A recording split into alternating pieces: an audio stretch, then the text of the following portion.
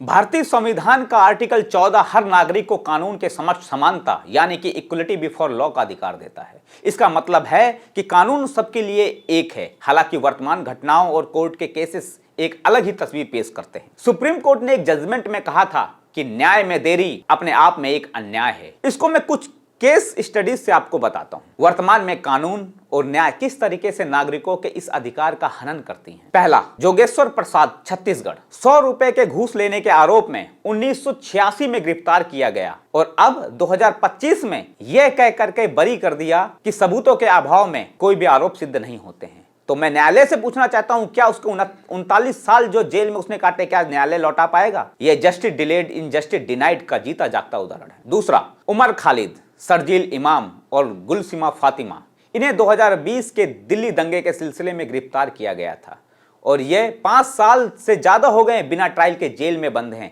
यह आर्टिकल 14 और article 21 right to liberty पर सवाल खड़ा करता है।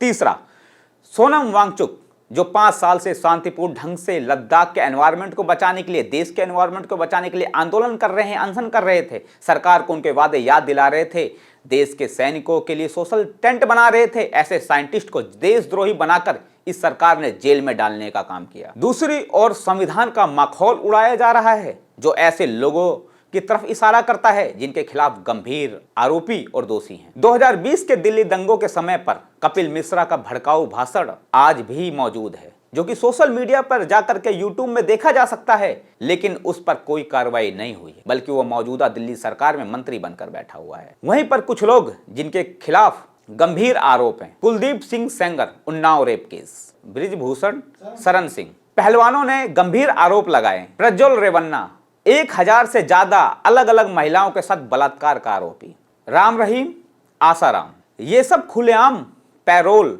फैरोल और बेल पर बाहर हैं। लेकिन सवाल यहां न्यायालय से बनता है कि जो उन्नाव में रेप केस हुआ, क्या उसके दोषी को इस तरीके से बरी किया जाएगा? हाथरस का जो रेप केस हुआ, आधी रात को मिट्टी का तेल डाल करके उसको बिना परिजनों के आग लगा दिया गया पुलिस के द्वारा, क्या ऐसे न्याय मिलेगा? कोलकाता में डॉक्टर के साथ बलात्कार हुआ, उसका क्या हुआ? उत्तराखंड की अंकिता भंडारी को बीजेपी के नेताओं के द्वारा मरवा दिया गया, क्या ऐसे अन्याय मिलेगा? ऐसी घटनाएं ये दिखाती है कि आर्टिकल 14 सिर्फ किताबों तक ही सीमित होता जा रहा है। विपक्ष और एक्टिविस्ट को बिना ठोस सबूत सजा मिल रही है। सत्ता पक्ष के नेताओं के खिलाफ कानून धीमी गति से काम करता है और आम नागरिक न्याय के इंतजार में बूढ़ा होता जा रहा है।